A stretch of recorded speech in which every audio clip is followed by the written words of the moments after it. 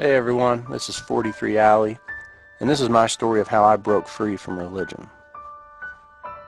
And it starts when I was a boy. I grew up in rural Appalachia in the South, where you can't drive 2 blocks without coming across 2 or 3 churches.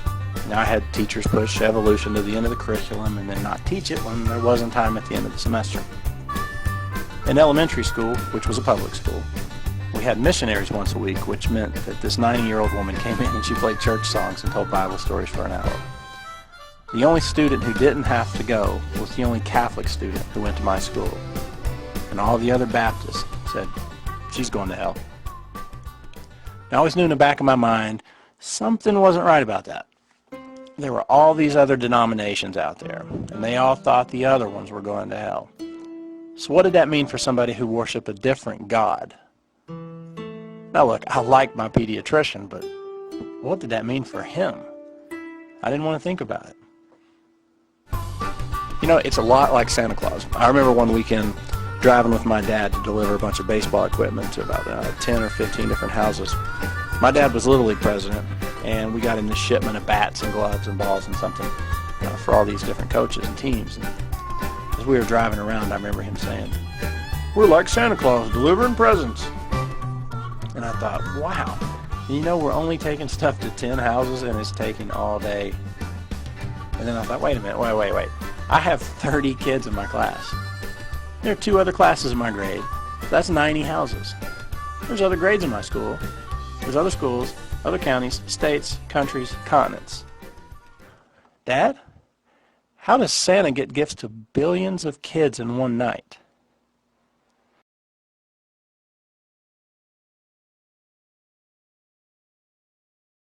Magic, he said. And then I thought more about it. How is it possible to hold all those toys in that one single sleigh? I mean, Toys R Us needs a whole building, and that's just toys for my town. Why does Santa Claus not get the poor kids very much? But then, see, I get back to school, and all the other kids who believed in Santa Claus, they reinforce the fact that he does exist. And because a lot of other kids believed it, hey, it must be true. And then as I got older, the religious stuff started to bother me. Why is religion geographical? You can point to a country on the map, and you know right away what their religion is. It seemed to me that if the universe is so frickin' big, and there's one God who did it all, and he's got this one little favorite speck of dust that's floating out there in one little minuscule galaxy, you'd think that they would all follow him. And then there's dinosaurs. They're around for hundreds of millions of years. There's no dinosaurs in the Bible, not one. Yeah, I know, in the book of Job, there's a behemoth and a leviathan, but if you have half a brain and you read that, you know they're talking about a hippopotamus and an alligator. Look, dinosaurs ruled the earth for millions, hundreds of millions of years. There should be 5 dinosaurs per page in the Bible. And if you don't want to call them dinosaurs, then you should call them something else and describe specifically what these things are. Plus, there's 65 million years between the last living dinosaur and the first living human. 65 million years. That's a lot. The Bible says the earth is 6,000 years old. That's wrong.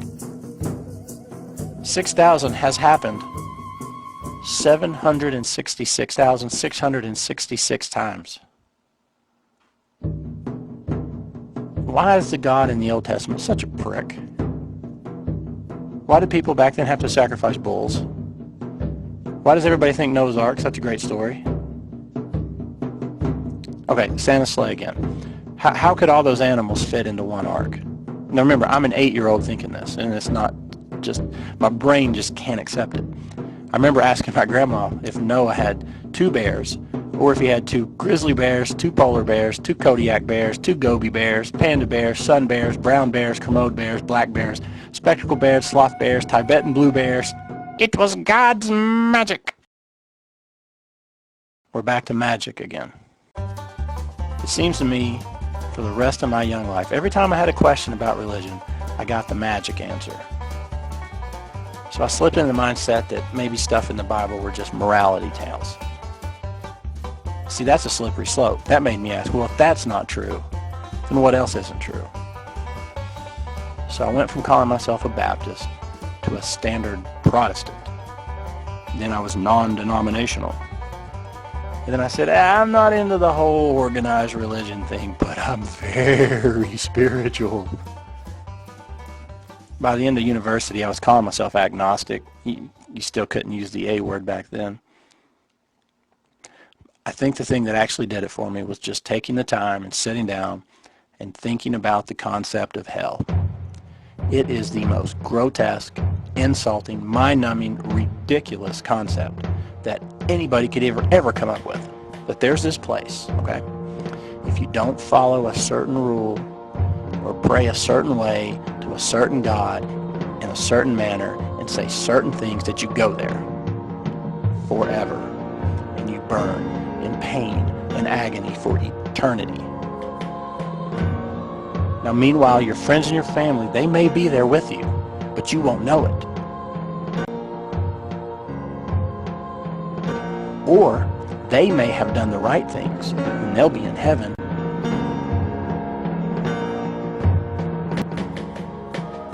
Okay, but what if I did the right things, and my wife and my kids, they didn't, and they end up in hell?